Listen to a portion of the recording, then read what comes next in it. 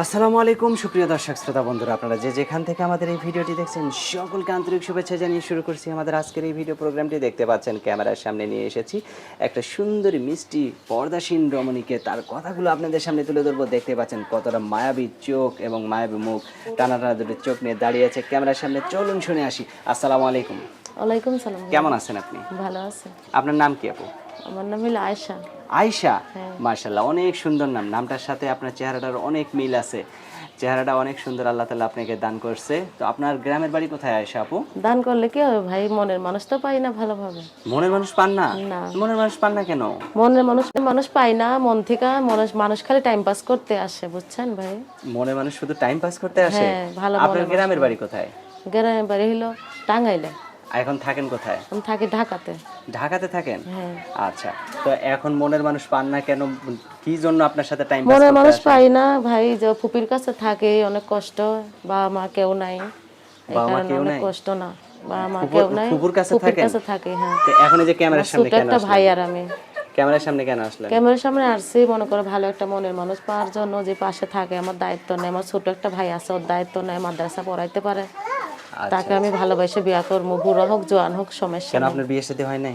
না ভাই, হয় নাই, সত্যিই হয় নাই? সত্যি হয় নাই। তো এখন কেমন মানুষ পেলে বিয়ে বসবেন? এখন কেমন মানুষ পেলে বিয়া বসি, মনে করো যে আমাকে ওই যে ভালোবাসবে, যে খাওয়া পিন্দা রাখতে পারবে, অনেক কষ্ট আছে।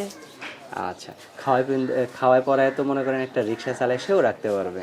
তা আবার আপনার কি মনে রকম? করেন আমাদের জায়গা জমিন ছিল, ওইটি বন্ধক থেকে বাবার চিকিৎসা করছিলাম, ওই জায়গা ছাড়াইতে পারছে না 1 লাখ টাকার জন্য। 1 লাখ টাকা জায়গা বন্ধক রাখছিলেন? হ্যাঁ। আচ্ছা, তো সেই জায়গাটা বিক্রি করলে কত টাকা হইতে পারে? ওইটা বিক্রি করলে নিচে 5-6 লাখ টাকা হইব। তাই? হ্যাঁ। এখন যে আপনার জামাই হবে সে যদি বলে যে ওই জায়গাটা বিক্রি করে তুমি আমার বাড়িতে চলে আসো, আপনি তার জন্য বিক্রি হ্যাঁ, করবেন? অবশ্যই করবো, যদি আমাকে ভালোবাসে সে দায়িত্ব নিয়ে আমার সঙ্গে যাই বেচতে পারে তো অবশ্যই বেঁচে থেকে আসবো, আর যদি বলে না বেচবো না নিবো, তাই নিতেও পারবে, আচ্ছা, ঠিক আছে। দুইজনের নামেই নিব। আপনার কি ইমো সেট আছে? ভাই মুসেট নাই, ছোট একটা বাটাম আছে, মনে করো যে আমাকে দেখতে চাবে, সে যদি আমাকে ইমো ফোন কিনা দেয় তো অবশ্যই আমি এখন তার যে লগে কথা আপনাকে বলবো। ইমো সেট কিনে দেবে সে তাকে যদি আপনি তার সাথে যদি আপনার বেইমানি করেন তখন কি হবে? না ভাই, বেইমানি করার কোনোই নাই, সত্যি বেইমানি করবেন না? সত্যিই নাই। আচ্ছা, আপনার ফোন নাম্বার মুখস্থ নাই তো না? না ভাই, তাহলে আমার হাতে দেন, আমি বলে দিই আমার সাথে সাথে আপনি।